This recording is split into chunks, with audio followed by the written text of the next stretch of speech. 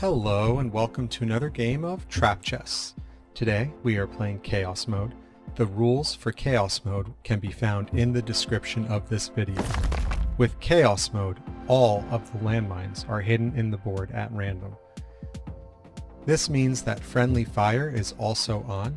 Friendly Fire is a game mechanic in Trap Chess where you can lose your piece to a landmine of either color. So all landmines affect either side if they land on the appropriate landmine. For a landmine to activate, you have to land on the landmine that matches the piece that landed on it. So here you can see that happened. Black has lost a pawn to a bomb pawn landmine on the d4 square. On their first move, they lost a pawn to the c5 square when they landed on a bomb pawn landmine as well. When you lose a piece to a landmine, it's like wasting your turn. You made a move, and in response, the move you made is removed from the board. The piece that landed on the square you chose is taken away. This has benefits for players that are new to the game. So if you're new to chess, it's very discouraging to go up against someone who's experienced. Chess is a game where you either win or you lose, and there's no in-between. With Trap Chess, you get to hide these landmines and traps in the board, and when you hide them there, you get, every time one of them activates, you get a little hit of dopamine. It makes you feel good about where you hid them. With Chaos Mode, they're hidden at random though, so it's more just about, well, chaos. So White has now lost their first piece to a landmine. They lost a knight on the c3 square. As you could see when it happened, I have it doing a freeze frame when a landmine activates, so you can see the landmine, and I put a little arrow that points to the landmine itself in the bottom right hand corner of the screen. That way you kind of get an idea of what's going on. So you can see with the gameplay here, every time you move to a square, you have to check the square underneath. If the square underneath has a landmine that matches the piece that lands there, then you lose that piece. So here we can see there was a little bit of fighting going on the d5 square where there was a take and then a take back, and each time they showed it, and it's a bomb queen on that square. It's important to remember each square, what's there when you reveal it. So in these videos, I'm showing the square to the camera so that everyone can see, but when you're playing yourself, only you get to see. So you'll reach down, you'll pick it up, and you'll view it yourself, and your opponent doesn't know what's there. That's helpful for you to come up with strategies on the fly as well. I can give you an example of a strategy too. On the channel, there's something called safety squares. I have a video about it. And safety squares basically go over if you were to put a piece on a square and you reveal there's a landmine that doesn't match your piece. So if you put like a knight on the d5 square, we know that there is a bomb queen landmine on the d5 square. But what if your opponent doesn't know and you put your knight there? Well, if your knight isn't protected and the only piece that can take it is a queen, when they take it, you have protection from the landmine. I'm going to put a link to the safety squares right here on the video for you to view, and I'm also going to switch it over so you can see the pieces that have been removed by traps so far. So it'll pop up right here in the top right hand corner. Here we have another activation. It's a bomb bishop landmine that activated on the a1 square. So in this situation, you kind of see that that rook that was taken by the bishop had a safety square. It was on a safety square. There was a trap there. White didn't know there was a trap there because they haven't revealed that square before.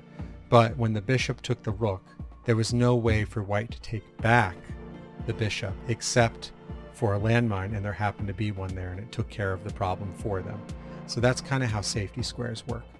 So now you can see, after I showed you the activations that have happened so far, you see that there's been 3 that have happened for black and 2 that have happened for white. The 3 that have happened for black are 2 pawns and a bishop, whereas white has lost a knight and a bishop to the landmines on the board. Because traps are laid at random when you play Chaos Mode, sometimes you get more pieces that are lost by one side than the other. Other times it's pretty even. Sometimes you don't really get any activations with the game. You can play and just keep moving pieces, and you don't get a trap activation, and it's chess. You may get different moves by the players because they're trying to mitigate their risk and lower their risk with certain moves. Oh, here, this is a big deal. So that's a bomb queen landmine activating on the E1 square. So here, black was trying to go for the win. When they moved their queen to the E1 square, if they followed up and moved it to the H1 square, that would have been checkmate. White had a couple ways to get out of that, but ultimately it would have been bad for white because the rook may have also done an X-ray attack and taken out white's queen. Here we have another pawn activation, bomb pawn landmine activated on the H6 square.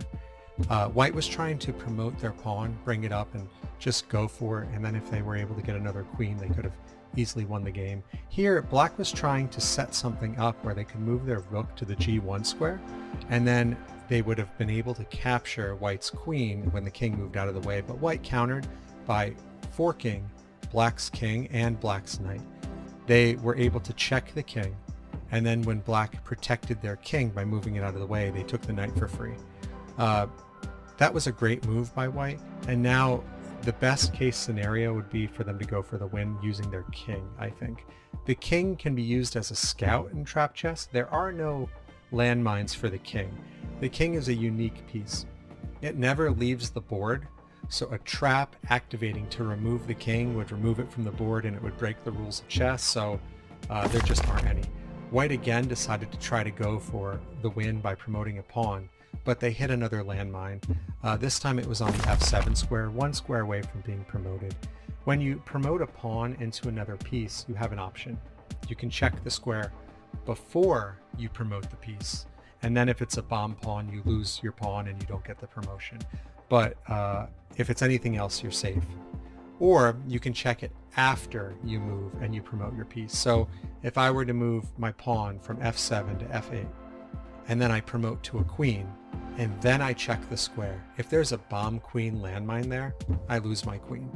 So it's a little bit of a risk, but you have a decision to make when you promote a piece.